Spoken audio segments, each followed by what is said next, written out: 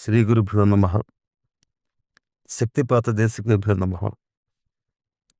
అందరికీ శుభోదయం అండి. మనం అంతకుముందు చెప్పినటువంటి ఆడియోల్లో పురుష సూక్తం, స్త్రీ సూక్తం, నారాయణ సూక్తం ఈ మూడు చాలా ముఖ్యమైనవి.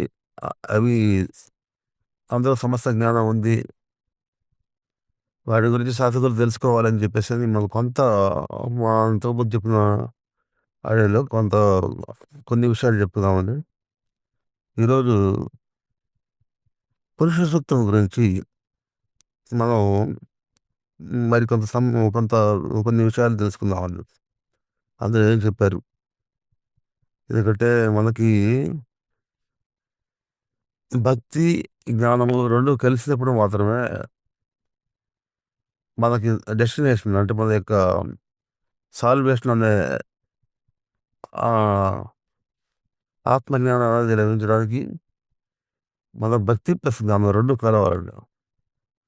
అంటే మనం ఏ భగవంతుడిని అయితే మనం పూజ చేస్తున్నామో ఆ భగవంతుడి గురించి సమస్తమైన సమాచారం తెలుసుకోవాలి. తెలుసుకోకుండా మనం ఆయన వేదాల్లో ఏం చెప్పారు, భగవంతుడి యొక్క గ్రేట్నెస్ అంటే ఆయన యొక్క గొప్పతనాన్ని, ఆత్మస్థితి అంటే ఏంటి, పరమాత్మ స్వరూపం ఏంటి అనేది వేదాల్లో వర్ణించారు. అందులో ముఖ్యమైనది ఈ పురుష సూక్తం అండి. ఇది మామూలుగా దేవాలయాల్లో మంత్రపుష్పం, నారాయణ సూక్తం అంటే మంత్రపుష్పం అన్నమాట.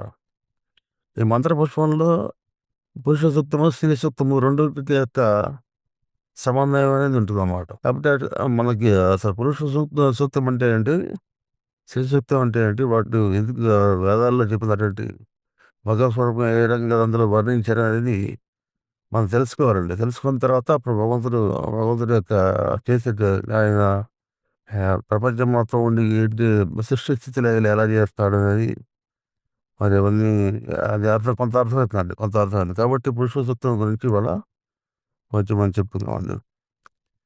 పురుష సూక్తంలో మొట్టమొదట శ్లోకంలో సహస్రశీర్ష పురుష సహస్రాష్ట నా భూమిం విసుతో వృత్వా అత్యతిష్ట దశాంగులం అంటే మొదటి శ్లోకంలో ఏం చెప్తారంటే ఆ పరమ పురుషుడు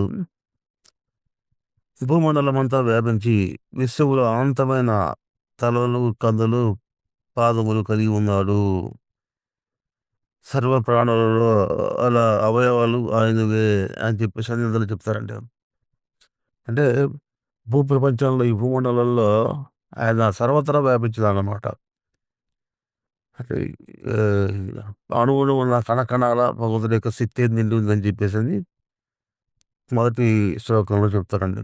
తర్వాత ఏం చెప్తారంటే, ఈ కనిపిస్తున్నటువంటి, అంటే ఇప్పుడు ప్రస్తుతం మనం చూస్తున్నటువంటి నామరూపాలతో చూస్తాం ప్రపంచం, వర్తమానాలు మనం చూస్తున్నటువంటి ప్రపంచం, తర్వాత గతం జరిగిపోయింది, తర్వాత భవిష్యత్తు జరగబోయేది, అంతా పురుషుడే. భగవంతుడి యొక్క అంటే ఏంటి, భూత భవిష్యత్ వర్తమాన కాలాలు మొత్తం కూడా ఆ పరమపురుషుని యొక్క వ్యక్తీకరణ అనమాట. ఆయన మోక్షానికి ప్రభు, మోక్షం లభించాలంటే ఆయన యొక్క కరుణ ఉండాలి. తర్వాత ఇంకేం చెప్పారండి అందులో, ఈ అన్నాన్ని భుజించి ఆహారాన్ని తీసుకొని వృద్ధి చెందేటటువంటి ప్రాణులు ఏవైతే ఉన్నాయో అవన్నీ కూడా ఆయన ఆయన మీద ఆధారపడింది అన్నమాట. ఆయన అన్నిటికీ ఆధారం ఆయన అని చెప్పేసి పురుష సూక్తం రెండో శ్లోకంలో చెప్తారండి. తర్వాత కనిపించే జగత్తు, ఇప్పుడు మనం చూస్తున్నాం నామరూపాలతో చూస్తున్న జగత్తు మొత్తం ఆయన మహిమే, ఆ మహిమ కారణంగానే ఏర్పడింది. పరమాత్మ పరమ పురుషుడి కారణంగానే ఈ కనిపించే జగత్తు మొత్తం ఏర్పడింది అనమాట. కాబట్టి ఈ సమస్త జీవరాశి ఏదైతే ఉందో అదంతా కూడా అందులో ఒక పాదం కింద లెక్క. అంటే మొత్తం 4 పాదాలు కదా మొత్తాన్ని పరమపురుషుని యొక్క శరీరంగా మనం భావించినట్లయితే, అందులో ఒక భాగం ఏదైతే ఉందో కనిపించేటువంటి ఈ జీవరాశి మొత్తం, సమస్త జీవరాశి మొత్తం, చరాచర జగత్తు మొత్తం ఆయన యొక్క నాలుగో వంతు కింద లెక్కనమాట. మిగిలిన 3 పాదాలు మిగిలిన 3 పాదాలు కూడా అవ్యక్తంగా ఉంటాయన్నమాట. వ్యక్తమయ్యేది ఒక పదమే. అంటే ఈ లోకాలు ఇవన్నీ గూడా మనం 14 లోకాలు బ బయటగా చూసేటట్టు బ్రహ్మాండం మొత్తం గూడా భగవంతుడి యొక్క రూపంలో ఆయన యొక్క రూపంలో పావు వంతనమాట. అంటే 1/4 వంతనమాట. మిగతా 3 భాగాలు 3/4 వంతులు ఉపాధిక భాగం అవ్యక్తంగా ఉంటుందన్నమాట. అంటే ఇప్పుడు మామూలుగా సత్యయుగం దగ్గర నుంచి మనకి సత్యయుగము, త్రేతాయుగము, ద్వాపరయుగము, కలియుగము ఈ ఈ 4 యుగాలు అవన్నీ కూడా వాటిల్లో అవన్నీ మన యుగాల్లో ఉన్నటువంటి ఆహ్, మొత్తం 4 యుగాల తర్వాత మహాయుగం తర్వాత వరుసగా ఈ రొటేషన్ పద్ధతులు అంటే ఒక చక్రీయ పద్ధతిలో మనకి కాలం గడుస్తుంటుందన్నమాట. ఈ చక్రీయ పద్ధతిలో కనిపించేటటువంటి ఈ సమస్త యుగాలకు సంబంధించినటువంటి మనం చూస్తున్నటువంటి జగత్తు మొత్తం కూడా ఆయన వ్యక్త స్థితిలో అంటే ఆయన వ్యక్త స్థితిలో 1/4 వంతు మాత్రమే. మిగతా 3/4 వంతు ఉపాధి భాగం అవ్యక్తంగా ఉంటుందన్నమాట. ఈ 4 యుగాలు గడిచిన తర్వాత ఏమైతుంది మళ్ళీ సృష్టి మొత్తం లయమైపోయి ఆయనలో కలిసిపోయి ఆహ్, అవ్యక్తంలో కలిసిపోయి మళ్ళీ వ్యక్తం అవుతుంటుందన్నమాట. ఇట్లా నిరంతరం సృష్టి పరిభ్రమణం అనేది జరుగుతుంటుందన్నమాట. పరిభ్రమణం అంటే సత్యయుగం నుంచి మళ్ళీ కలియుగం వరకు మళ్ళీ కలియుగం అయిపోగానే మళ్ళీ సత్యయుగం మళ్ళీ సృష్టి లయం చెంది మళ్ళీ తిరిగి పెరగటం ఇవన్నీ జరుగుతుంటాయన్నమాట. ఈ రకంగా అవ్యక్త స్థితిలో ఉన్నటువంటి పరమాత్మ స్వరూపాన్ని మనం అంచనా వేయలేము. ఆ భగవంతుడి యొక్క శక్తిని మనం ఎవరి వేదాలు కూడా ఆహ్, నిర్వచించలేకపోయినాయనమాట. ఆయన యొక్క పరిపూర్ణ శక్తిని వేదాలు కూడా నిర్ధారించలేక నిర్వచించలేకపోయినాయనమాట. కాబట్టి వేదాలలో చెప్పినటువంటి విజ్ఞానం ఏదైతే ఉందో అది కూడా పరిపూర్ణంగా భగవంతుడి యొక్క స్వరూపాన్ని వర్ణించలేకపోయిందనమాట. కాబట్టి ఇది ఈ పురుష సూక్తంలో మూడో శ్లోకంలో చెప్తారనమాట. నాలుగో శ్లోకంలో ఏం చెప్తారంటే, ఈ మిగతా 3 పాదాలు అవ్యక్తంగా ఉన్నటువంటి 3 పాదాలు ఊర్ధ్వలోకంగా ఉంటాయండి. ఊర్ధ్వలోకంగా ఉండి ఆహ్, మిగతా ఒక పాదం ఏదైతే ఉందో అది మళ్ళీ మళ్ళీ వ్యక్తం అవుతుంది. అదే మామూలుగా యుగాలు అయిపోయిన 4 యుగాలు అయిన తర్వాత మళ్ళీ సత్యయుగం దగ్గర మళ్ళీ ఎట్లయితే సృష్టి మొదలవుతుందో, మళ్ళీ సృష్టి ప్రారంభం ఎట్లవుతుందో ఆ రకంగా మళ్ళీ మళ్ళీ వ్యక్తం అవుతుందన్నమాట. కాబట్టి ఆయన ప్రాణం లేని సమస్త జగత్తులో చరాచర జగత్తులో అంతా వ్యాపించి ఉన్నాడు. ఆ పురుషుడు, పరమ పురుషుడు అంతటా వ్యాపించి ఉన్నాడన్నమాట. ప్రాణం లేని ఇటువంటి జీవరాశుల్లో కూడా సమస్త ఆయన యొక్క వ్యక్తీకరణ అని చెప్పేసింది 4వ శ్లోకంలో చెబుతున్నాను. 5వ శ్లోకంలో ఏం చెబుతారు? ఆ పరమ పురుషుడి నుండి బ్రహ్మాండం జన్మించింది. ఆ బ్రహ్మాండం నుంచి మళ్ళీ ఆ బ్రహ్మాండం నుంచి మళ్ళీ జీవుడు హిరణ్య గర్భుడు అనొచ్చు. మళ్ళీ పురుషుడు పరమ పురుషుడి నుంచి పురుషుడు అనమాట. జీవుడుగా హిరణ్య గర్భుడుగా మళ్ళీ పుట్టి జీవుల యొక్క హృదయాల్లో ఆయన ఉండి జీవుల యొక్క హృదయాల్లో ఉండి ఆయన ఈ జగత్తును నడిపిస్తాడనమాట. సమస్త విశ్వాన్ని ఆయన ఆవరించి ప్రతి జీవి యొక్క హృదయంలో అంతరంలో భగవంతుడిగా పురుషుడిగా జీవుడిగా ఉన్నారనమాట. హిరణ్య గర్భుడు అంటారు. హిరణ్య గర్భుడు జీవుడు అని కూడా అంటారు. ఉన్నారని ఇది 5వ శ్లోకంలో చెబుతాను. తర్వాత 6వ శ్లోకంలో ఏం చెప్తారండి? ఈ దేవతలు ఆ పరమ పురుషుని అంటే ఈ అవ్యక్తంలో ఉన్నటువంటి పరమ పురుషుడిని ఆహుతిగా చేసుకొని యజ్ఞాన్ని చేశారు అని చెప్పేసి ఆయన చెప్తారండి. ఈ యజ్ఞానికి వసంత ఋతువుని నెయ్యిగాను, గ్రీష్మ ఋతువుని సమిధలుగాను, శరద్ ఋతువుని హవిస్సుగాను మార్చి వా వాళ్ళు యజ్ఞం చేశారని చెప్పి అన్నాను. అంటే ఇది 6 శ్లోకంలో చెప్తాను. 7 శ్లోకంలో ఏం చెబుతారండి ఇందులో పురుష సూక్తం 7 శ్లోకంలో. హ్మ్. ఈ సృష్టి అనే యజ్ఞానికి 7 ఛందస్సులు ఏర్పడాయండి. గాయత్రి, అనుష్టుప్, త్రిష్టుప్ 10 ఛందస్సులనమాట. అంటే సృష్టి అనే యజ్ఞానికి 7 ఛందస్సులంటే సృష్టి అనేది ఒక ఛందోబద్ధంగా ఇక్కడ ఛందస్సు అంటే అర్థం ఏంటంటే సృష్టి అనేది ఒక నిరంతరం ఒక చక్రీయ భ్రమణంలో సాగుతుంటదనమాట. అంటే మార్పు నిరంతరం నేను చెప్పాను కదా! యుగాలు ఎట్లయితే సత్యయుగం దగ్గర నుంచి కలియుగం, తర్వాత మళ్ళీ సత్యయుగం అట్లయితే చక్రీయ పద్ధతి అనమాట. అంటే ఒక చక్ర భ్రమణం దీనిలో వస్తుంటది ఎప్పుడు కూడా. దాన్ని ఛందోబద్ధం అంటే అది.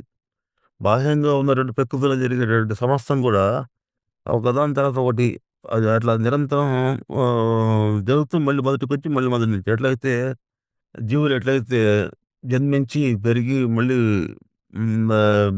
తర్వాత వృద్ధాప్యం, తర్వాత చనిపోవటం అనేది జరుగుతుంది కదా! పెద్దవయిన తర్వాత చనిపోవటం అనేది మళ్ళీ పుడుతుంటాయన్నమాట. చెట్లైనా అంతే. మొక్కలు పెరిగి పెద్దవై మళ్ళీ విత్తనాల ద్వారా మళ్ళీ తిరిగి మొలకలెత్తి మళ్ళీ చెట్లుగా మారి ఈ రకంగా చక్రీయ పద్ధతి అనమాట. అంటే చక్రీయ విధానం. సృష్టి మొత్తం అట్లాగే ఏర్పడిందనమాట. ఇది ఎన్ని రకాలుగా ఉంటదంటే 7 రకాలుగా ఉంటదనమాట. ఈ ఛందస్సు మామూలుగా సాహిత్యంలో చూస్తేనేమో గాయత్రి, అనుష్టుప్, త్రిష్టుప్ ఛందస్సు అనేది ఈ 7 రకాలైన ఛందస్సులుంటాయి. అందులో సాహిత్య దీనిలో కూడా అనమాట. మన పుస్తకాలు, కావ్య రచనలు కూడా ఛందోబద్ధంగా ఉంటాయన్నమాట.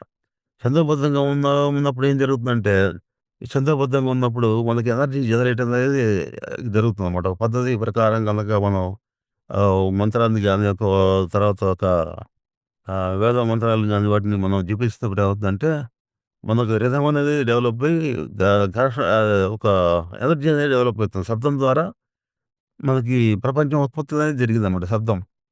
ఈ ఛందోబద్ధమైనటువంటి ఈ శబ్దాలను ఉత్పత్తి చేయడం ద్వారా మనకి ప్రపంచంలో యజ్ఞాలంటే అవే. యజ్ఞాల్లో మనకి ఋక్కులు వాటిలో మన యొక్క వేద మంత్రాలతోటి ఏం చేస్తారంటే హవిస్సులిస్తారు యజ్ఞాల్లో. ఇచ్చినప్పుడు కోరిన కోరికలు తీరడానికి అవకాశం ఉంటదనమాట.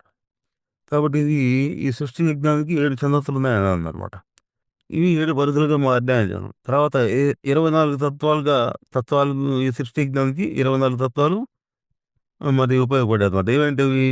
పంచ 5 పంచమహాభూతాలు, 5 తన్మాత్రలు, తర్వాత 5 జ్ఞానేంద్రియాలు, 5 కర్మేంద్రియాలు, తర్వాత మనస్సు మొత్తం కలిపి 24 తత్వాలన్నమాట.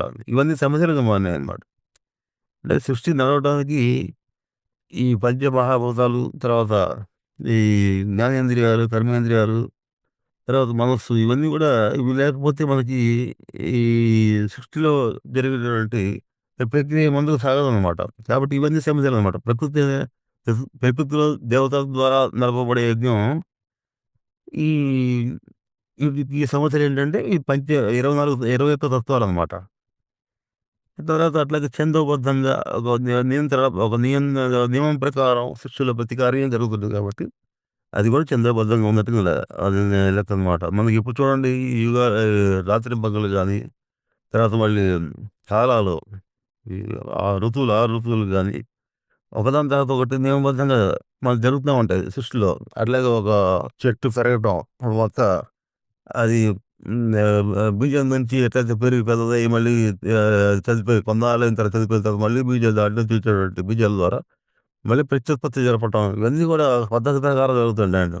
ఇప్పుడు ఇప్పుడు ఒక ఒక పంట ఉందండి. ఒక పంట వేశారు. ఆ పంట ఎంతకాలానికి అది పంట వచ్చిన తర్వాత మళ్ళీ అన్నీ కూడా ముందరగానే నిర్ణయించబడ్డాయి మొత్తం అనమాట. అంటే దానికి విరుద్ధంగా నువ్వు ప్రపంచంలో ఎక్కడ ఆ పంట వేస్తున్నా కూడా దానికి పట్టే కాలం పెరుగుదలకు దాని నుంచి ఉత్పత్తి వచ్చేటువంటి కాలం ఒకటే. కాబట్టి చెట్లు గాని, మిగతా చెట్లు గాని ఏవైనా కూడా జంతువులు గాని వాటికున్నటువంటి లైఫ్ ఇవి గడిపిన తర్వాత అవి మరణించి మళ్ళీ పుడుతుంటాయనమాట. అంటే చక్రీయ పద్ధతి అనేది సృష్టిలో ఉంది. అదెవరు మార్చలేరనమాట. కాబట్టి ఈ సృష్టి అనే యజ్ఞం ఎవరి ద్వారా చేయబడిందండి? దేవతల ద్వారా చేయబడిందనమాట. దేవతలు అప్పటికి ఇప్పుడు మనకి ఈ ఈ పరమ విరాట్ పురుషుడి దగ్గర నుంచి మనం ఉన్నటువంటి ఆ శక్తిని తీసుకొని దేవతలు ఈ సృష్టి అనే యజ్ఞం చేశారని చెప్పి చెబుతానమాట. ఆహ్, ఈ పరమపురుషుడిని యజ్ఞ పశువుగా భావించి యజ్ఞాన్ని సంకల్పించారు. ఎవరు? దేవతలనమాట. కాబట్టి ఈ సృష్టికి పూర్వమే ఎవరున్నారంటే అగ్నిపురుషుడు, సృష్టికి పూర్వమే పుట్టినటువంటి అగ్నిపురుషుడిని యజ్ఞ వేదిక పై నుంచి మంత్రజలంతో సంరక్షించారు అని చెప్పనమాట. ఆ పరమశక్తిని ఆధారం చేసుకొని దేవతలు, సాధ్యులు, ఋషులు యజ్ఞాన్ని పూర్తి చేశారని చెప్పి. తర్వాత ఇప్పుడు యజ్ఞం అంటే ఈ సృష్టికి సంబంధించినటువంటి యజ్ఞం అంటే ఎట్లా అంటే ఇప్పుడు మామూలుగా వసంతకాలం అంటే ప్రాణి పుట్టుక దగ్గర నుంచి, తర్వాత ఆహ్, గ్రీష్మ ఋతువు అన్నాను. గ్రీష్మ ఋతువుని సమిధలుగా వాడారు. వసంత ఋతువునేమో నెయ్యిగా వాడారు. గ్రీష్మ ఋతువునేమో సమిధలుగా వాడారు. గ్రీష్మ ఋతువు అంటే ఏంటి? అందులో హీట్ అనమాట. వేడి ఉంటుంది బాగా.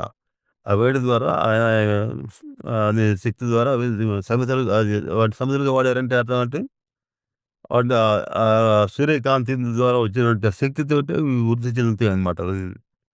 తర్వాత అవి శరద్ ఋతువుని హవిస్సుగా తీసుకున్నారు. శరద్ ఋతువుని హవిస్సుగా చేస్తారు. అది వృద్ధి చెందటం. వృద్ధి చెంది మళ్ళీ ఆహ్, ఉత్పత్తి అంటే పెరుగుదల అన్నీ కూడా శరద్ ఋతువు అది హవిస్సుగా దాన్ని అంటే ఋతువులు ఈ రకంగా మారటం వల్ల ఏమవుతుందంటే, ఈ సృష్టి కార్యక్రమం అనేది సృష్టి స్థితిలో ఏదైనా జరుగుతుంటాయని చెప్పేసని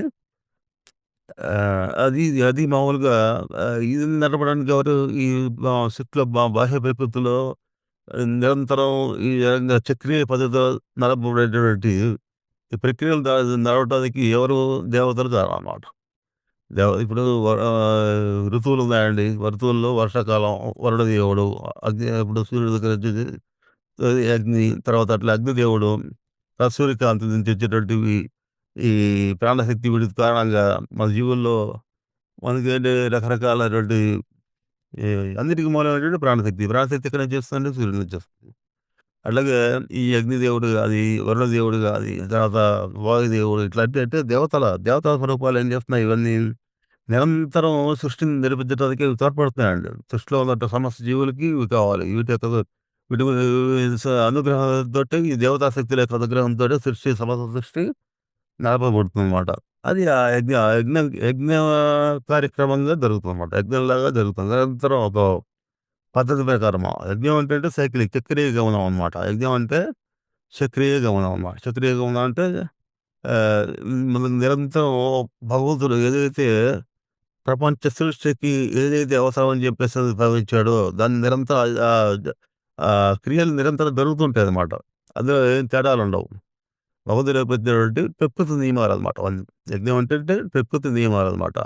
అదే విధంగా మనం గూడా యజ్ఞ కర్మలు చేయమని చెప్పేసి భగవద్గీతలో యజ్ఞ కర్మలు చేయమంటుంటారన్నమాట. యజ్ఞ కర్మలు చేయమంటే అర్థం ఏంటంటే, ఇక్కడ యజ్ఞ కర్మలంటే ఇక్కడ మనలో జరిగేటువంటి యజ్ఞం ఏంటి? మనలో జరిగేటువంటి యజ్ఞం ఏంటంటే,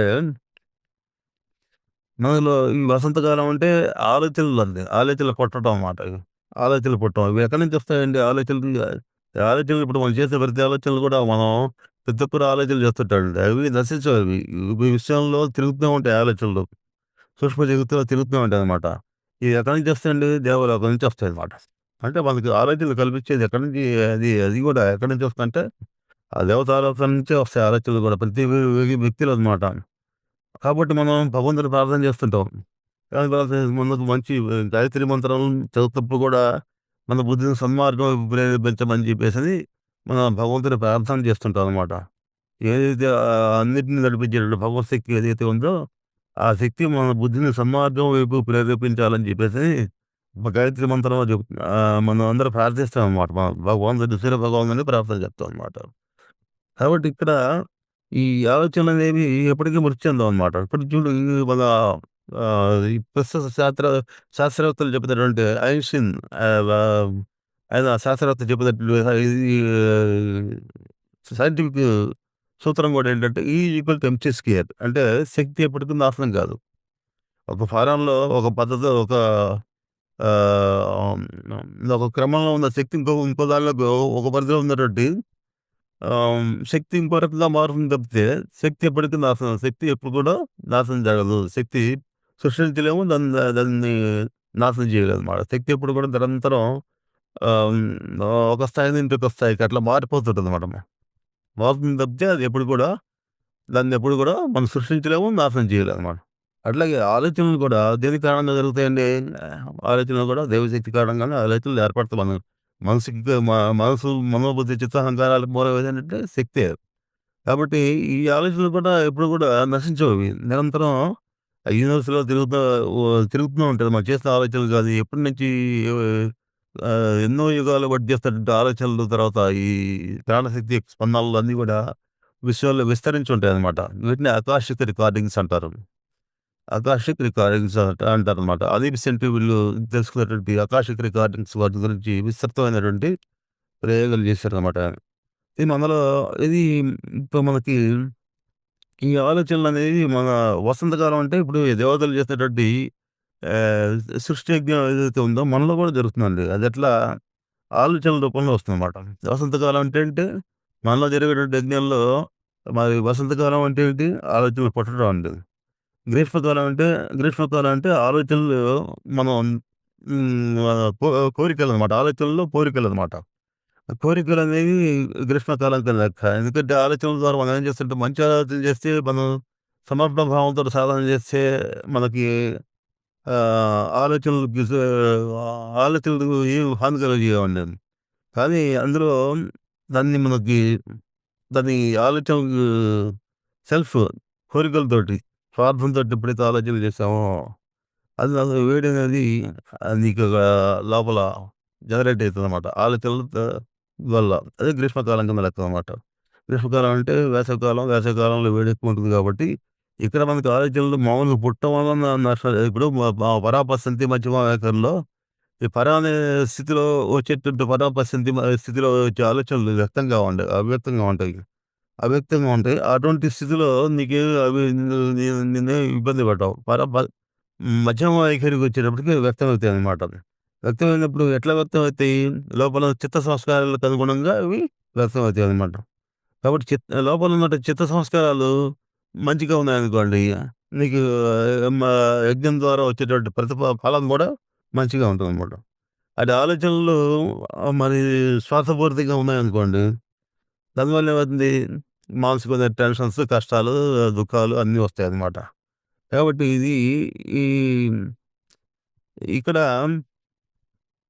గ్రీష్మకాలం అంటే ఇవి సమస్యలుగా పనిచేస్తాయండి. ఈ ఆలోచనలు మనకున్నటువంటి మనం ఆలోచనల ద్వారా మనం నిరంతరం జరిగే యజ్ఞానికి మనం సమస్యలు ఇస్తుంటాం. ఆలోచనల ద్వారా ఆ సమస్యలు నిరంతరం అవి ఆలోచనలు నిరంతరం వస్తుంటాయి కదా! కాబట్టి లోపల యజ్ఞం మనకి నిరంతరం కొనసాగుతూ ఉంటుందనమాట. అది తర్వాత ఈ దేని ద్వారా ఈ ఆలోచనలొస్తాయండి? కర్మేంద్రియాలు, జ్ఞానేంద్రియాల ద్వారా వస్తాయండి. కాబట్టి ఇవి కూడా ఇవి సమస్యలనమాట. ఈ ఆలోచనలనే సమస్యలని దేని ద్వారా వస్తాయి? కర్మేంద్రియాల ద్వారా, జ్ఞానేంద్రియాల ద్వారా వస్తాయి. ప్రపంచంలో మనం చూస్తుంటాం. జ్ఞానేంద్రియాల ద్వారా, కళ్ళ ద్వారా, చెవుల ద్వారా, ముక్కుల ద్వారా మనం ఈ పర్సెప్షన్ అంతా ప్రపంచాన్ని దర్శించేటువంటి క క జ్ఞానేంద్రియాల ద్వారా దర్శిస్తుంటాం. కర్మేంద్రియాల ద్వారా మనం ఏం చేస్తుంటాం? మన ఆలోచనలు పూర్తి చేసుకోవడానికి కర్మేంద్రియాలను ఉపయోగించుకుంటాం అనమాట. కాబట్టి ఇవన్నీ కూడా లోపల జరిగేటువంటి మన లోపల జరిగే అంతర్యజ్ఞం అనమాట. అంతర్యజ్ఞంలో అది వాటికి సమిధలుగా ఉపయోగపడతాయన్నమాట ఇవన్నీ.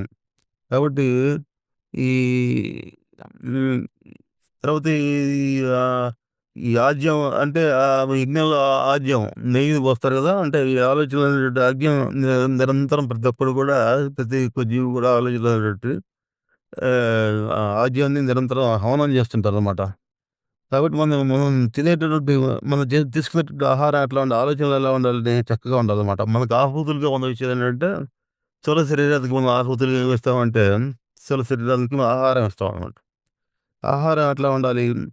ఆహారం ఎట్లా ఏర్పడాలంటే సాత్వికమైన ఆహారం ఉండాలండి. సత్వగుణ సంబంధమైన ఆహారం ఉండాలన్నమాట. ఈ ఆహారం మనం ఆహ్, ఎటువంటి ఆహారం ఇస్తే ఆహుతులుగా మనం ఇప్పుడు చూడండి మన యజ్ఞాలు బాహ్యంగా జరిగేటటువంటి యజ్ఞాల్లో మనం వేద మంత్రాలతోటి హవిస్సులు ఇస్తామండి. హవిస్సుగా తర్వాత సమిధలుగా కొన్ని కొన్ని పద్ధతులుంటాయి. సమిధలుగా ఏం వాడటం, తర్వాత అందులో ఒక ఒక్కొక్క దేవతకి ఒక రకమైనటువంటి దాన్ని ఆహుతులు ఇస్తుంటామనమాట. మనం ఇచ్చే ఆహుతులను బట్టి మనకి యొక్క ఏ కర్మలు అంటే మన కోరికలు తీరుతాయనమాట.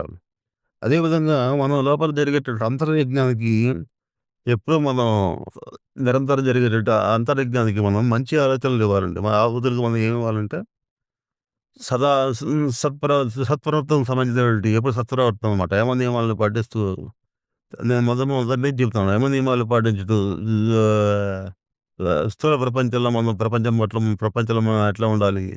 మన వ్యక్తిగతంగా అంటే ఎటువంటి నియమాలు పాటించాలి? అవన్నీ ఆ నియమాలు పాటించేటప్పుడు లోపల జరుగుతున్నటువంటి నిరంతర యజ్ఞం ఏదైతే ఉందో అది దాని నుంచి మంచి ఫలితాలొస్తాయి.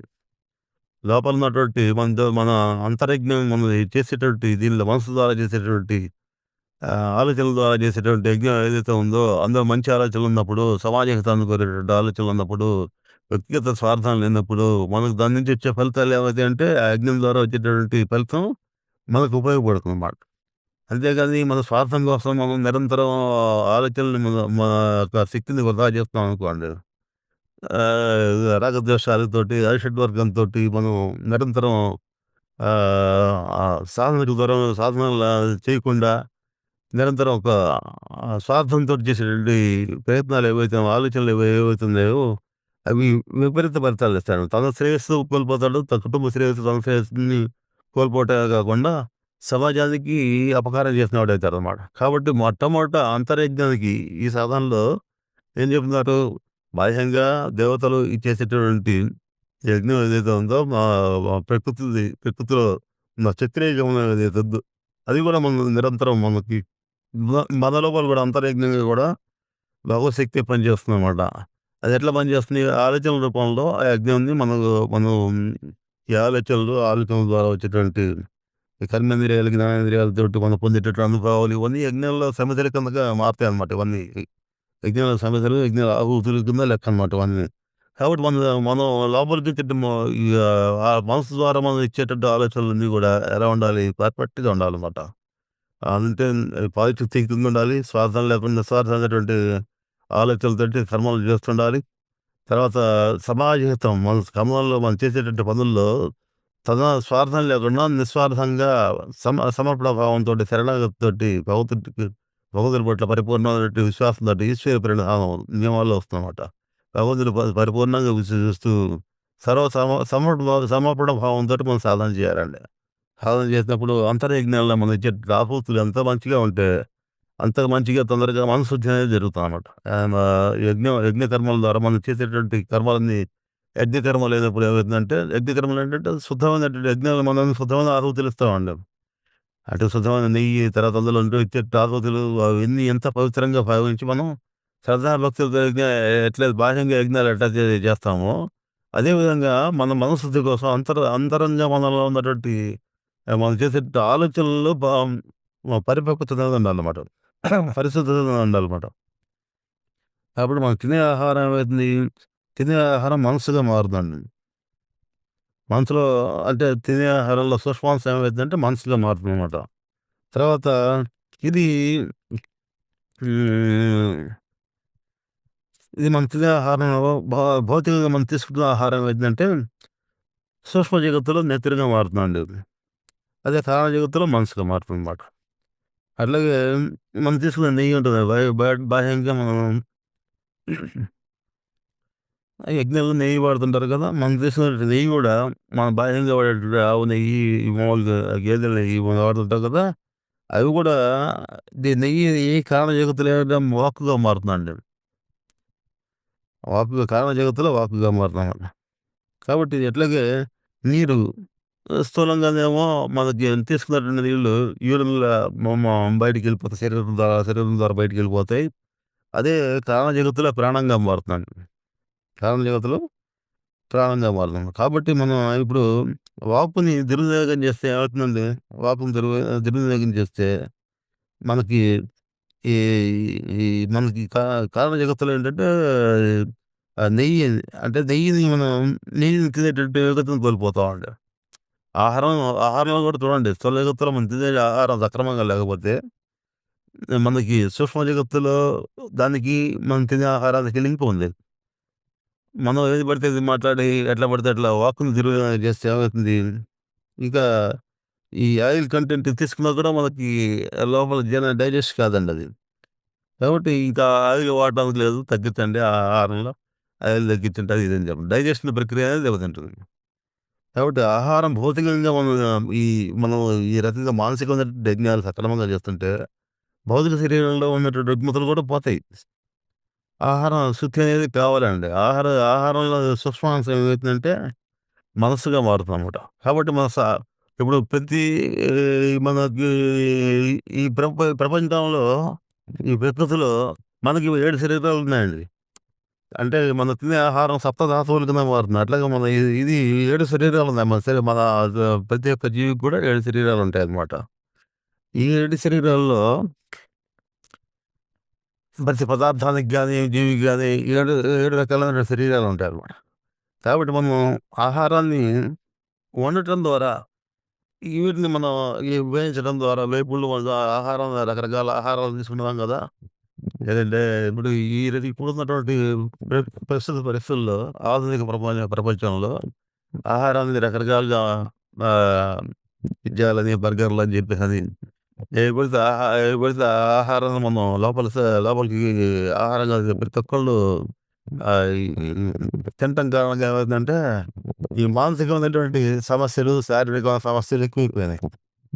బీపీలు, షుగర్‌లు ఎక్కువ రావడం కారణం అంటే ఆహారంలో నియంత్రణ లేకపోవడం అనమాట. ఆహారంలో నియంత్రణ లేకుండా ఏవి పడితే అవి తినడం వల్ల, సాత్వికమైన ఆహారం తీసుకోకుండా, తర్వాత మనకి ఎక్కువగా వేపుళ్ళు చేయటం వల్ల, ఉడకబెట్టడం వల్ల కూడా ఆహారంలో ఇప్పుడు 7 శరీరాలు 7 రకాల శరీరాలు ప్రతి జీవికి ప్రతి పదార్థానికి కూడా ఉంటాయండి. ఆ వేడి చేయటం వల్ల ఏమవుతుంది ఈ ఈ ఇవన్నీ కూడా పోతాయి. 7 శరీరాలు 3 శరీరాలు అంటే 3 అందులో ఉన్నటువంటి ఆహ్, సారం వెళ్ళిపోతుందన్నమాట. సారం వెళ్ళిపోతే మీకు ఆహ్, శరీరానికి ఏంటి దానికి ఉపయోగపడదన్నమాట. శరీరానికి ఇప్పుడు సప్తధాతువుల కింద మారాలన్నమాట. 7 శరీరాలకు ఉపయోగపడే ఆహారం కావాలి.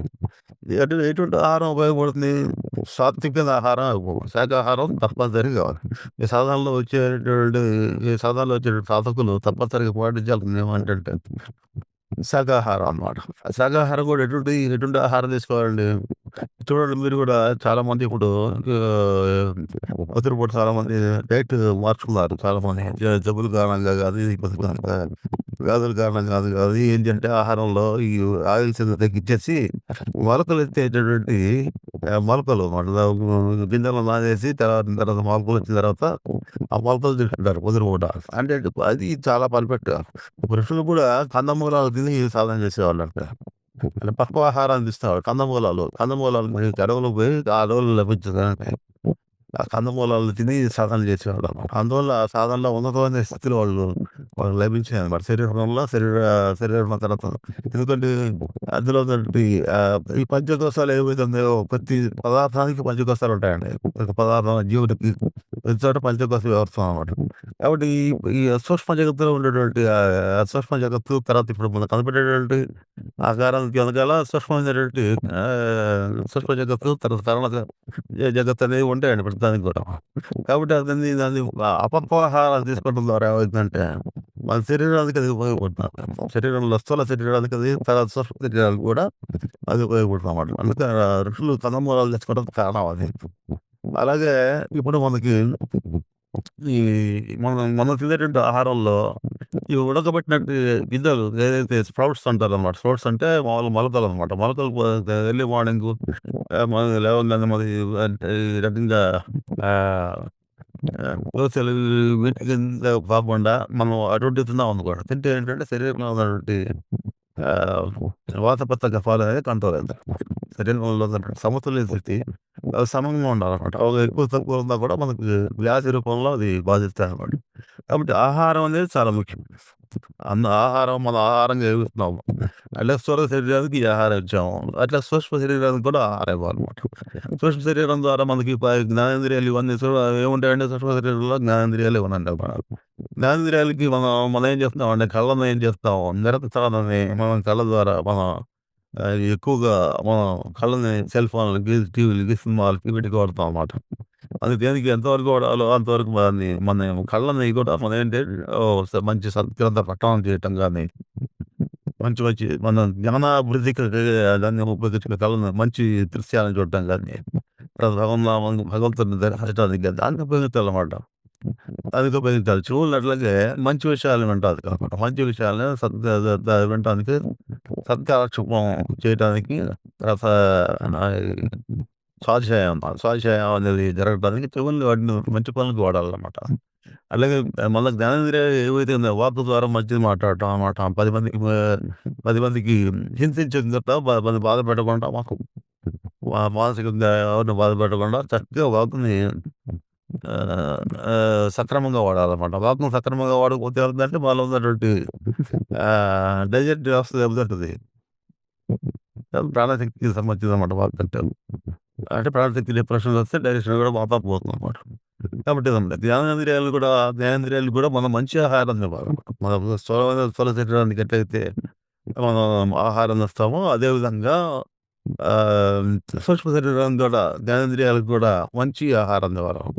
బుద్ధితోటి, మనసుతోటి ఆ రకంగా ఆలోచన చేయటం, ఇంద్రియాలని సక్రమమైన పద్ధతిలో పెట్టి దాన్ని నియంత్రణలో పెట్టుకొని, ఇంద్రియాలని అతిగా వాడకుండా దాన్ని నియంత్రణలో పెట్టుకొని, అట్లాగే మనసులో చెడు సంకల్పాలు చేయకుండా తన్మే మనస్సు సంకల్పం వస్తు. శివుడికి ఏ రకమైనటువంటి ఆడియోలో చెప్తున్నారు. సంకల్పం ఏంటంటే పవిత్రంగా ఉంటుంది. జనహితం కోసం మనం పాటుపడే విధానం అనమాట. శివుడు ఏంటంటే ప్రపంచం మేలు కోసం ఆయన గల్లాన్ని స్వీకరించాడనమాట. అంటే ప్రాణాలు ఇవ్వడానికి కూడా రెడీ కావాలి. మంచిది ఇది కూడా సంకల్పం. 2 సంకల్పాలు మనసులో ఉండాలన్నమాట. మంచి కోసం ప్రపంచం యొక్క మంచి కోసం, ప్రపంచంలో జీవుల యొక్క మంచి కోసం మనం ఏదైనా చేయడానికి, మంచి పనులు చేయడానికి సిద్ధంగా ఉండాలి. అదే శివ సంకల్పం ఉంటదన్నమాట. కాబట్టి అటువంటి ఆలోచనలు, మంచి ఆలోచనలు కలగటం, తర్వాత మంచి బుద్ధిని కలగటం, మంచి బుద్ధిని మనం కల్టివేట్ చేసుకోవడం. మంచి బుద్ధి అంటే ఏంటంటే సక్రమంగా ఆలోచించడం అన్నమాట. అందులో స్వార్థంతోటి కాకుండా 10 మంది మేలు కోసం ఆలోచించడం అన్నమాట. అది ఈ రకంగా చేసినప్పుడు ఏమవుతుందంటే మనకి ఈ ఈ పంచకోశ శుద్ధి అనేది ఏర్పడుతుంది. మనశ్శుద్ధి అనేది ఏర్పడుతుందన్నమాట. పంచకోశ శుద్ధి అనేది కూడా ఏర్పడుతుందన్నమాట. ఇది యజ్ఞం అనేది కావాలి. మనం చేసేటువంటి ప్రతి పని కూడా, ప్రతి ఆలోచన కూడా ఎట్లా ఉందంటే, యజ్ఞం ఏ రకంగా చేస్తారు, ఎంత పవిత్రంగా చేస్తారో అంత పవిత్రంగా లోపల చేసినప్పుడు మాత్రమే మనకి సాధనలో ఉన్నతి అనేది వస్తుందన్నమాట. కాబట్టి ఈ పురుష సూక్తంలో ఇవి చెప్పారండి. యజ్ఞం అంటే ఏంటి? యజ్ఞ కర్మలు అంటే ఏంటి? ఇవన్నీ చెప్పుకుంటూ వచ్చారన్నమాట. తర్వాత ఈ ఇందులో ఇంకేం చెప్పారండి పురుష సూక్తంలో? మనం ఇందాక చెప్పింది ఏంటంటే 6 దాకా చెప్పామన్నట్టు, 6, 7 దాకా చెప్పినట్టున్నాం. ఇట్లా యజ్ఞ కర్మల దగ్గర ఆగాము మనం మళ్ళీ. తర్వాత ఈ యజ్ఞం నుండి ఋగ్వేదము, సామవేదము, తర్వాత గాయత్రి వంటి ఛందస్సులు పుట్టాయని చెప్పి చెప్తానన్నమాట. యజ్ఞం నుంచి ఋషులు, దేవతలు చేసేటువంటి యజ్ఞం నుంచి ఈ ఈ యజ్ఞ పురుషుడిని ఈ యజ్ఞ పురుషుడితోటి యజ్ఞాన్ని పూర్తి చేశారన్నారు కదా! ఆ యజ్ఞం నుంచే ఋగ్వేదము, సామవేదము, గాయత్రి వంటి ఛందస్సులు పుట్టాయి. యజ్ఞం నుంచే యజుర్వేదం కూడా పుట్టిందని చెప్పి చెబుతారన్నమాట. ఈ వేదాలన్నీ ఎక్కడి నుంచి పుట్టినాయండి? ఎక్కడి నుంచి? పరమాత్మ స్వరూపం నుంచి వచ్చినాయన్నమాట. నిర్గుణ పరబ్రహ్మతత్వం ఎక్కడుందో అక్కడి నుంచి వచ్చినాయన్నమాట. కాబట్టి ఇవన్నీ కూడా పరమాత్మ యొక్క నిశ్వాసం కింద లెక్కండి.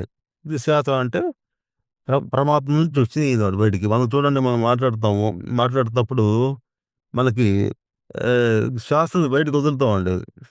మాట బయటకు రావాలంటే శ్వాస బయటకు రావాలి. అంటే ఏంటి? ఈ శ్వాస బయటకు వస్తేనే మాట అనేది బయటకు వదలబడుతుంది. అది శ్వాస ద్వారా నిశ్వాసం అనమాట. నిశ్వాసం కింద లెక్క అనమాట. వాక్ బయటకు రావాలంటే మనకి శ్వాస బయటకు రావాలన్నమాట. అదేవిధంగా ఈ వేదాలు ఇవన్నీ కూడా ఏంటంటే శబ్ద బ్రహ్మాలు ఇవన్నీ. శబ్ద బ్రహ్మాలు అంటే వీళ్ళు మంత్రాలు, రుక్కులు, దాని రిథమ్ ఒకటి ఉంది. 7 రకాల ఛందస్సులతో ఉంటాయి వేదాలు కూడా. ఇవన్నీ ఈ శబ్ద బ్రహ్మ ఏమవుతుందంటే శబ్దంను ఆకాశతత్వం నుంచి వస్తుందండి. ఆకాశతత్వం అని చెప్పిన శబ్దము తర్వాత వాయువు తత్వంగా మారుతుందండి. వాయువు నుంచి అగ్ని, అగ్ని నుంచి జలం నుంచి పృథ్వీ అనమాట. అంటే పృథ్వీ తత్వంకి వచ్చేటప్పటికి ఈ ఈ రకంగా శబ్దం అనేది కండెన్స్ అయ్యి శబ్దం ఆకాశం నుంచి ఏర్పడినటువంటి శబ్దం ఏదైతే ఉందో అది క్రమక్రమంగా ఘనీభవించి చివరికి ఎక్కడికొస్తుందండి? పృథ్వీతత్వం మనం నామరూప ప్రపంచం నామరూపాలతో కల్పించిన ప్రపంచంగా వస్తుందన్నమాట. కాబట్టి ఇప్పుడు మనం ఒక మంత్రాన్ని మనం ఉచ్చరించామనుకోండి, వేద మంత్రాలు కావచ్చు, మనకు భగవంతుడి యొక్క మంత్రాలు కావచ్చు, ఏవైనా కావచ్చు. దాన్ని ఉచ్చరించినప్పుడు అది మంత్రం యొక్క పరిపక్వ స్థితిలో ఎక్కడికొస్తుందండి అది? మ మంత్రం సిద్ధించినప్పుడు ఏమైద్దంటే, ఈ పృథ్వీతత్వం దాకా అది మనకి కళ్ళకి నామరూపాలతోటి వ్యక్తం అవుతుందన్నమాట. మంత్రం వ్యక్తం ఇప్పుడు దేవదేవతల సాక్షాత్కారం అంటే ఎట్లా జరుగుతుందండి? ఈ రకంగా శబ్దం అది దాన్ని సాధన చేయంగానే అది కండెన్స్ అయ్యి పృథ్వీతత్వంలో నామరూపాలతోటి కనపడుతుందన్నమాట. కాబట్టి శబ్దం మన అది స్థూల శరీరం దాకా వస్తుందన్నమాట. కాబట్టి ఆ శబ్దం ద్వారా, మంత్రం ద్వారా మనకొచ్చే శక్తి ఏదైతే ఉందో స్థూల శరీరంలో అది ప్రభావాన్ని చూపిస్తుంది. తప్పనిసరిగా. అందుకని ఆకాశం నుంచి వాయువు, వాయువు నుంచి అగ్ని, అగ్ని నుంచి జలము, జలం నుంచి పృథివీ. అంటే పృథివీ అంటే శరీరం పృథ్వీతత్వంతోటి తయారయిందండి. ప్రతి జీవి యొక్క శరీరం పృథ్వీతత్వంతోటి తయారైందనమాట. అట్లాగే మానవుడు ఈ పంచకోశాలతో కూడిన శరీరంలో స్థూల శరీరం ఒక భాగం. కాబట్టి స్థూల శరీరం దాకా నీకు స్థూల శరీరంలో మరి మార్పులు రావాలంటే ఎక్కడి నుంచి రావాలంటే శబ్దం ద్వారానే రావాలి. అందుకని ఏం చేస్తుంటారంటే, ఇప్పుడు మనకు కార్మిక కర్మల కోసం ఏం చేస్తుంటారు, బయట యజ్ఞాలు చేస్తుంటారండి. ఇది మంత్రాలతోటి హోమ మన ఈ యజ్ఞాలు చేస్తుంటారు. హోమ కార్యసిద్ధి కోసం చేస్తుంటారనమాట. అందులో మంత్ర సహితంగా ఆహుతులను ఇస్తారనమాట. ఆ ఆహుతులు ఇచ్చినప్పుడు ఏ ఏ దేవతని ఆరాధన చేస్తే ఆ దేవతకు సంబంధించినటువంటి ఆహుతుల్ని అంటే హవిస్సుల్ని సమిధలుగా వాడతారనమాట. హవిస్సులు ఇస్తుంటారనమాట. వీటిని చేసి యజ్ఞాన్ని కంప్లీట్ చేస్తారనమాట. అదేవిధంగా ఇట్లా ఈ వేదాలన్నీ ఎక్కడి నుంచి వస్తాయండి? యజ్ఞపురుషుడి నుంచి ఈ వేదాలన్నీ వచ్చాయి. అంటే ఈ శబ్ద పరబ్రహ్మం కింద లెక్క అనమాట. శబ్దం నుంచి సమస్త సృష్టి అని చెప్పాం కదా! ఆ సృష్టి ఈ రకంగా మనకి శబ్ద బ్రహ్మం నుంచి ఏర్పడిందని చెబుతారు.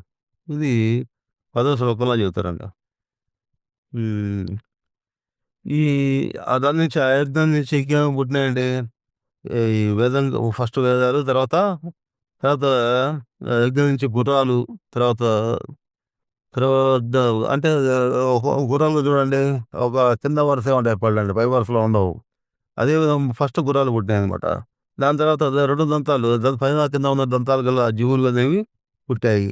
అట్లాగే ఆవుల సమూహాలు, మేకలు, గొర్రెలు కూడా వరుసగా అక్కడి నుంచి వచ్చినాయని చెప్పేసని చెప్తారనమాట అందులో. సృష్టి సూక్తాలు చెప్తారు. ఇది 11వ దాంట్లో ఉంది. తర్వాత మరి ఈ ఆ పరమ పురుషుని యొక్క ముఖం నుంచి ఏం ఎవరు ఉద్భవించారని చెప్పారు? ముఖం నుంచి బ్రాహ్మణులు అంటే ఇక్కడ బ్రాహ్మణులు అంటే కులాలు కాదండి. బ్రాహ్మణులు, వైశ్యులు, క్షత్రియులు అని చెప్పేసి మనం ఇప్పుడు ప్రస్తుతం ఆ రకంగా ఐడెంటిఫికేషన్ చేస్తారు కానీ యథార్థంగా ఏంటంటే ఆ సృష్టికి మూలమప్పుడు ఈ కులాలు అవన్నీ ఏం లేవండి. సృష్టికి ప్రారంభ స్థితిలో ఇవన్నీ కులాలు ఏం లేవు. ఇప్పుడు పరమపురుషుడు యొక్క ముఖం బ్రహ్మలంటే శక్తి, బుద్ధి, ఆలోచించిన శక్తి ఏదైతే ఉందో అది ఆ శక్తి బ్రాహ్మణుడుగా అంటే బ్రాహ్మణ శక్తి అనమాట. అంటే ఆ శక్తి అందరిలో ఉండొచ్చు. భగవంతుడి యొక్క సమస్త జీవుల్లో కూడా ఆలోచన శక్తి అనేది కులాన్ని బట్టి ఉండదండి. అది అది గుణాన్ని బట్టి ఉంటదనమాట. ఆ గుణాన్ని బట్టి మనకి బ్రాహ్మణత్వం సిద్ధిస్తుంది తప్పితే కులంలో జన్మించినంత మాత్రాన బ్రాహ్మణుడు కాడనమాట. అంటే బాహువులు క్షత్రియులు గాను, తొడలు వైశ్యులు గాను, పాదాలు శూద్రులు గాదు. అంటే శూద్రులంటే పాదాలు శూద్రులుగా మమ్మల్ని శూద్రులుగా భావించి చెప్పి అందులో ఇదిగా తప్పుగా చెప్పారనేటువంటి భావన చాలా మందిలో ఉంటారు. ఇక్కడ పాదాలనేది ఇక్కడ భూమి పృథ్వీ తత్వంగా చెప్తారనమాట ఇందులో. ఇది పరమాత్మ యొక్క స్వరూపంలో పాదాలనేవి ఏంటంటే మొత్తం సమస్త పృథ్వీ మండలం కిందకి వస్తుందనమాట. అట్లాగే ఈ పాదాలనేవి లేకపోతే పాదాలు దేని మీద శరీరం మొత్తం దేని మీద నిలబడదండి? నా ఆధారభూతమైనది పాదాలనమాట. కాబట్టి పాదాలు అత్యంత ముఖ్యమైనవన్నమాట.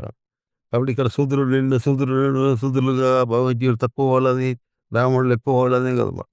భగవంతుడి యొక్క స్వరూపాన్ని ఆ రకంగా పురుష సూక్తంలో వర్ణించారనమాట. కాబట్టి ఇది ఇంకా ఏం పుట్టాయండి?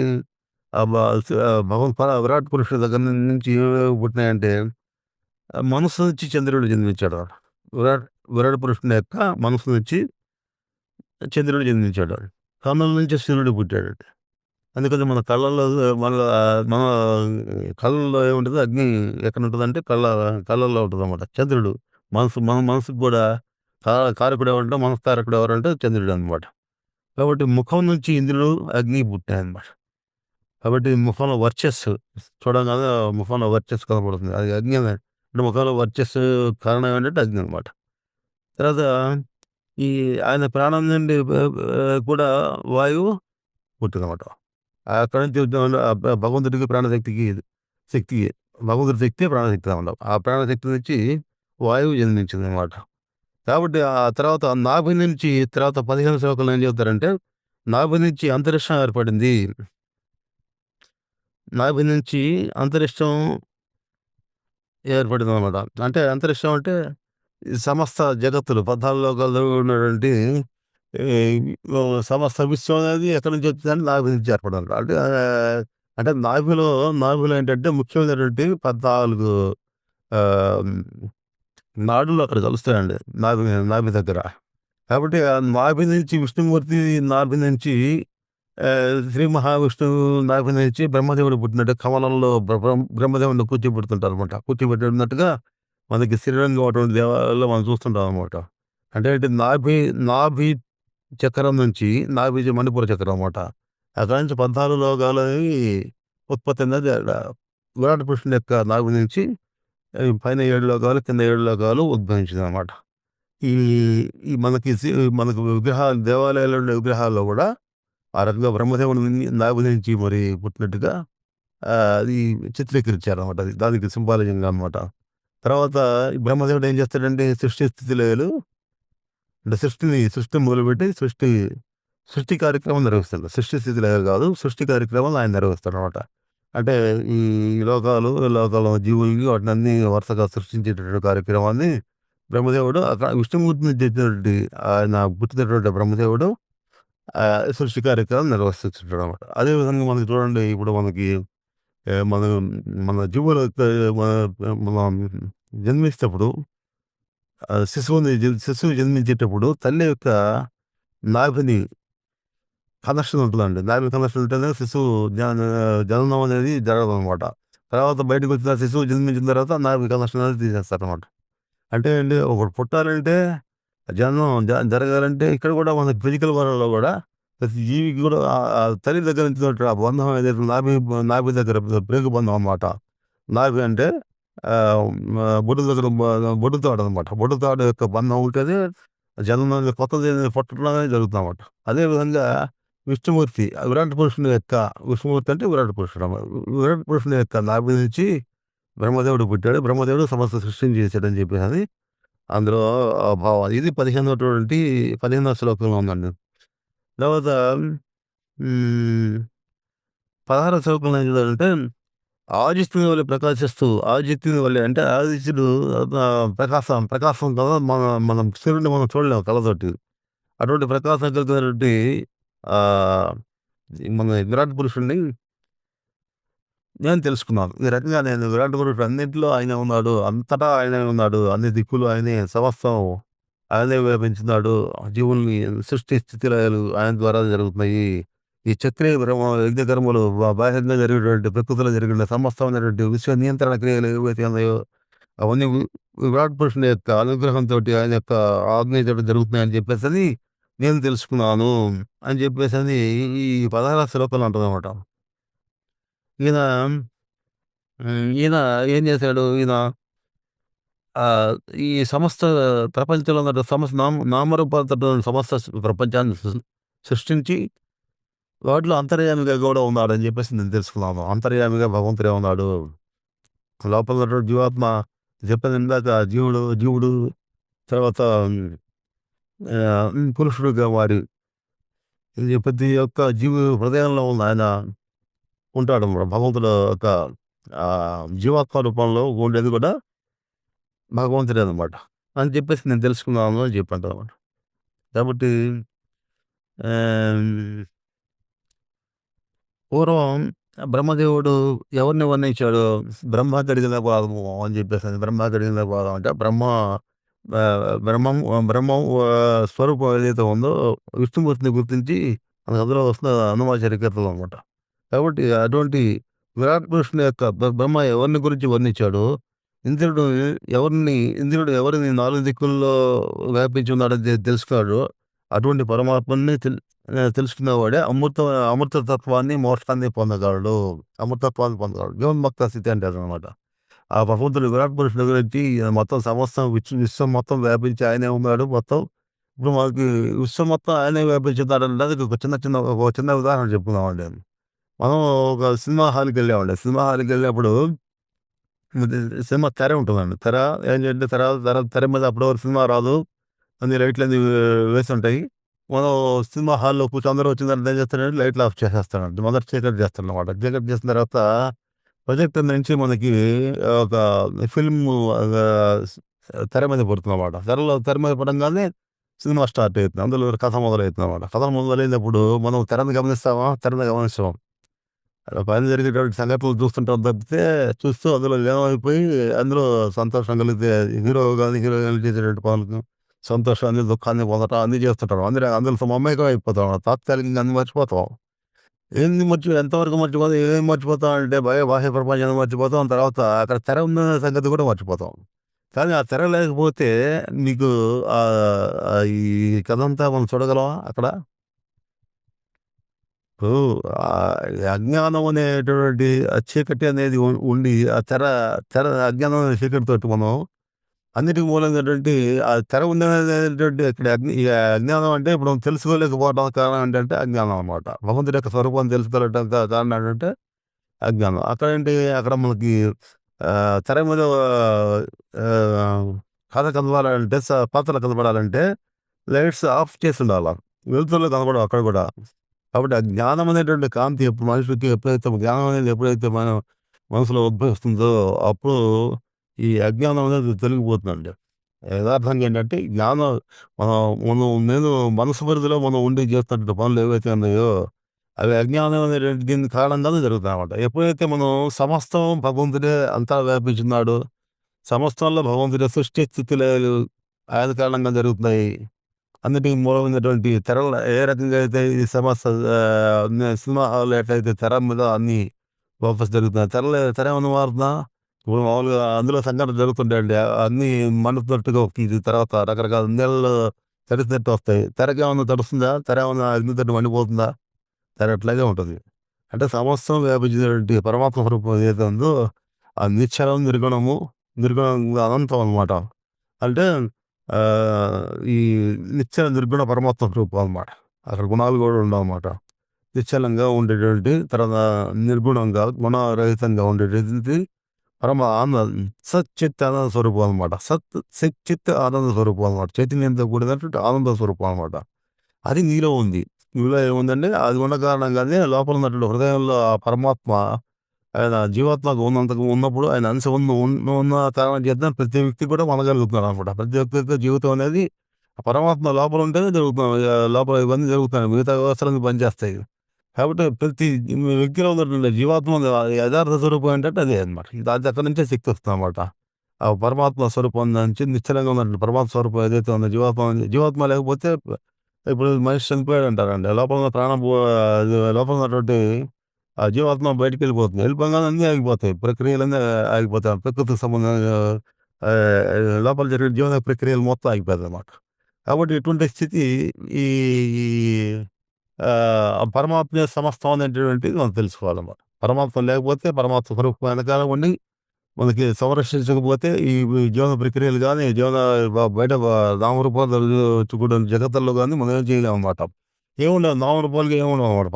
పరమాత్మ స్వరూపం వెనకాల ఇప్పుడు సినిమా తెరలేదనుకోండి, సినిమా ఫోకస్ జరుగుతుందా అక్కడ? పాత్రలు మనం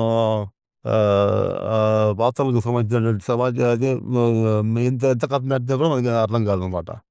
కాబట్టి ఇక్కడ వెనకాల పరమాత్మ కూడా సమస్త విషయంలో కూడా ఆయన వ్యాపించున్నాడు. ఆయన సర్వత్రా ఉందన్నమాట. ఇందుకలదు లేదు సందేహం చక్ర సర్వోపగతం నిందే వెతికినా అందందే కాడు. ఆ యొక్క అంతటా ఆయనే ఉన్నాడనమాట. సమస్తం ఆయనే ఉన్నాడట. అంటే శివ శివశక్తులు కలిసే ఉంటాయన్నమాట. శివశక్తులు కలిసే ఉంటాయి. ఆ శక్తి కారణంగా చైతన్యం మనం మాయా ప్రకృతి కారణంగా జీవుడేంటంటే నేననే భావంతో దేహ భావంలో పడిపోయి అది యథార్థ స్వరూపాన్ని మర్చిపోతాడు. యథార్థ స్వరూపం ఏంటంటే ఆత్మస్వరూపం అనమాట. ఆత్మస్థితిని మర్చిపోతాడనమాట. కాబట్టి మన ప్రవర్తన ఎట్లా ఉండాలంటే మనం ఈ స ఆత్మకి ఏదైతే లక్షణాలు ఉన్నాయో దానికి సహజ లక్షణాలు ఏవైతే ఉన్నాయో ఆ ఆ స్థితిని మనం దేవతా స్వరూపం ఏదైతే ఉందో దానికి మనం నిజ జీవితంలో ఆ సహనం, ఓర్పు, దయ, ప్రేమ, క్షమ, నిజాయితీ అనేవి మనం కల్టివేట్ చేసుకోవాలన్నమాట. చేసుకున్నప్పుడు ఏమైద్దంటే ఆత్మస్థితికి దగ్గరగా ఉంటదనమాట. కాబట్టి మనం నిజ స్థితికి దగ్గరగా ఉన్నప్పుడు మాత్రమే యథార్థం అనేది మనకు తెలియబడుతుందన్నమాట. ఇది పురుష సూక్తంలో చెప్పేటటువంటి ముఖ్యమైనటువంటి ఏం సూత్రం అనమాట అది. ఈ పురుష సూక్తం ద్వారా సమస్తం భగవంతుడే చేస్తున్నాడు. సమస్త ప్రక్రియలు భగవంతుడి యొక్క ఆహ్, ప్రేమతో జరుగుతున్నాయని చెప్పేసని, భగవంతుడే అన్నిటికి మూల శక్తి అని చెప్పేసని చెప్తాం.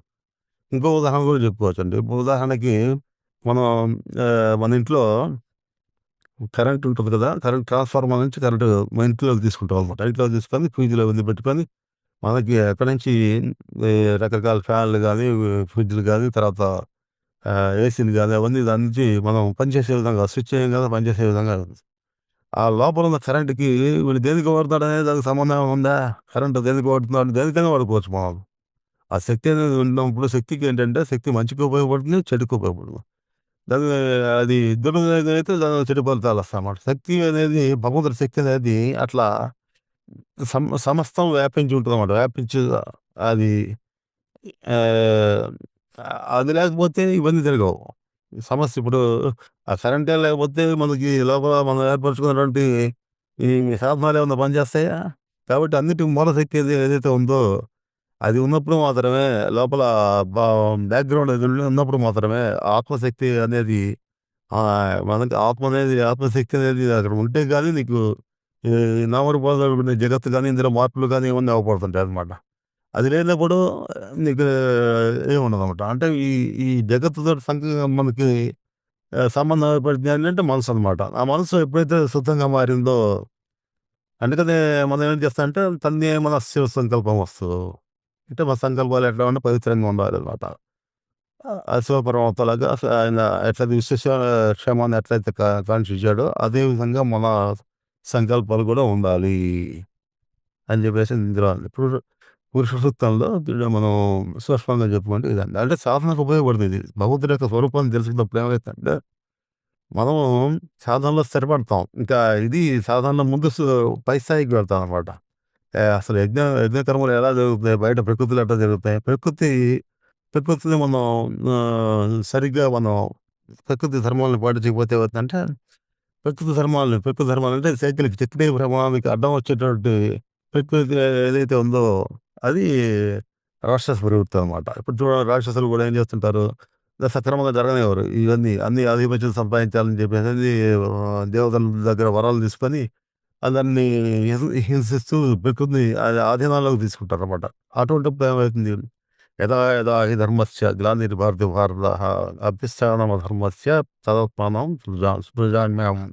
అంటే నా అంతట నేనే జన్మిస్తాయి. ఇప్పుడు ధర్మం హాని ఎప్పుడైతే జరిగిందో, గ్లాని ఎప్పుడైతే జరిగిందో ధర్మానికి, అప్పుడు నేను ఉద్భవిస్తాను. నా అంతట నేనే అవతారాన్ని తీసుకుంటా అని చెప్పేసి భగవంతుడు చెప్తాడన్నమాట. ఆ ప్రకృతి చక్రీయ గమనానికి ఆటంకంగా కలిగించేటటువంటి ప్రక్రియ జరిగినప్పుడు బాహ్యంగా ఉన్నటువంటి ఆ పరిస్థితుల్ని చక్కబరచడానికి భగవంతుడే స్వయంగా యుగయుగాలు అట్లాగే అవతారాలు తీసుకొని అవతారాల రూపంలో వచ్చి మనల్ని సరైన మార్గాల్లోకి అవతార పురుషుల్లాగా వచ్చి తర్వాత మళ్ళీ ఈ సంఘ సంస్కృతుల ద్వారా ఈ భగవంతుడి శక్తి పనిచేసి దాన్ని సెట్ చేస్తాడనమాట. ఇంకా తప్పనిసరి పరిస్థితుల్లో భగవంతుడే స్వయంగా ఉద్భవిస్తాడనమాట. కాబట్టి ఇదండి. ఈ ఈ చక్రీయ యజ్ఞం అంటే ఏంటంటే చక్రీయ బ్రహ్మం అనమాట. అంటే మనం నిరంతరం జరిగే సైక్లిక్ ప్రాసెస్ ఏదైతే ఉందో, భగవంతుడు ఏర్పరిచినటువంటి ఆ నియమాలు ఏవైతే ఉన్నాయో, ఆ నియమాన్ని పాలన చేయటమే మనం చేయాల్సినటువంటి కర్తవ్యం. మన శరీరంలో కూడా భగవంతుడి శక్తే పనిచేస్తుంది. అది భగవంతుడి శక్తి సక్రమంగా పనిచేయటానికేంటి, భగవంతుడి పట్ల సంపూర్ణ శరణాగతి గనుక మనం ఏర్పరచుకున్నట్లయితే, మనకి భగవంతుడి లోపల ఉన్నట్టు అంతర్గతంగా ఉన్నటువంటి భగవంతుడి శక్తి సక్రమంగా పనిచేస్తుందన్నమాట. అక్కడ బాహ్యంగా ప్రకృతిలో చక్రీయ గమనం ఏదైందో దానికి ఆటంకం లేకుండా ఈ పర్యావరణాన్ని జాగ్రత్తగా సంరక్షించుకోవటం, బయటున్న పరిస్థితులు ఉన్న బాహ్య ప్రకృతిలో ఉన్నటువంటి అపసవ్యతల్ని మన భగవంతుడు ఏర్పరిచినటువంటి ప్రకృతి నియమాలకి విరుద్ధంగా కాకుండా ప్రకృతి పెంపొందించడానికి కావాల్సినటువంటి చర్యలు చేయడం కూడా భగవంతుడి యొక్క ఉపాసన కిందకే వస్తుందన్నమాట. కాబట్టి భగవంతుడి ఉపాసన అంటే భక్తుడు అంటే ఏంటంటే భగవంతుడిని శరణాగతే కాకుండా బాహ్యంగా ఉన్నటువంటి భగవంతుడు ఏర్పరిచినటువంటి వ్యవస్థ ఏదైతే ఉందో, ప్రాకృతిక వ్యవస్థ ఏదైతే ఉందో దానికి చేయూతనివ్వటం కూడా భగవంతుడి యొక్క ఆరాధన అంటారు. చెట్లు నాటడం గానీ, పశుపక్షాదులకి వాటికి హాని కలగకుండా చూడటం గానీ, ఎందుకంటే ఇవన్నీ కూడా భగవంతుడి సృష్టే. బాహ్య ప్రపంచంలో చెట్లు గానీ, జంతువులు గానీ, క్రిములు గానీ, ఆ తర్వాత పశువులు, పశుపక్షాదులు మొత్తం కూడా భగవంతుడి సృష్టి అనమాట. కాబట్టి భగవంతుడి సృష్టికి హాని కలగకుండా మనం చేసినటువంటి పర్యావరణానికి ఎటువంటి హాని కలగకుండా చేసేటప్పుడు మాత్రమే ఈ సృష్టిలో సమతుల్యత అనేది ఉంటదన్నమాట. సమతుల్యతలోకి వచ్చేటప్పుడు సృష్టి వినాశనం జరుగుతామాట. అదే లయం జరిగిపోతుందన్నమాట. ఇంకా తప్పనిసరి ఇంక మార్చలేని పరిస్థితి వచ్చినప్పుడు ఏమైందంటే సృష్టి మొత్తం లయం అయిపోతుందన్నమాట. ఆ స్థితి చివరిలో జరుగుతుందంటారు. కలియుగంలో ఇంక మార్చలేనటువంటి విధంగా సృష్టి ప్రకృతి తయారైద్ది. ప్రకృతి, అంతర ప్రకృతి, బాహ్య ప్రకృతిలో కలుషితం అయిపోతాయి కాబట్టి అప్పుడు అదంతా పోయి మళ్ళీ కొత్తగా మళ్ళీ సత్యయుగం మళ్ళీ స్టార్ట్ అవుతామన్నమాట. కాబట్టి ఇది అండి పరిణామ క్రమంలో జరిగేటువంటి ఈ భగవంతుడి యొక్క ప్రకృతి నియమాలన్నమాట. కాబట్టి ఇదంతా ఎందులో ఉందంటే ఇందులో పురుష సూక్తంలో ఉందండి. అట్లా నారాయణ సూక్తంలో అమ్మవారి యొక్క శక్తి ఎట్లా ఉంది అనేది అందులో నారాయణ సూక్తంలో చెప్తారండి. అదే మన శ్రీ సూక్తంలో చెప్తారండి. నారాయణ సూక్తంలో అంటే సమన్వయం. అంటే శ్రీ సూక్తము, పురుష సూక్తం యొక్క సమన్వయం నారాయణ సూక్తంలో ఉంటదన్నమాట. కాబట్టి శ్రీ సూక్తం అనేది ఏదైతే ఉందో అది బాహ్య ప్రకృతిలో ఉన్నటువంటి ఆ అమ్మవారి శక్తి అనమాట. ఆ శక్తిని గురించి శ్రీ సూక్తంలో చక్కగా చెప్పారు. దాని గురించి కూడా మనం తెలుసుకోవాలి. ఇది నాకు తర్వాత దీనిలో శ్రీ సూక్తం గురించి కూడా మనం చెప్పుకోవడానికి ప్రయత్నం చేద్దామండి. ఈరోజు స్వస్తి.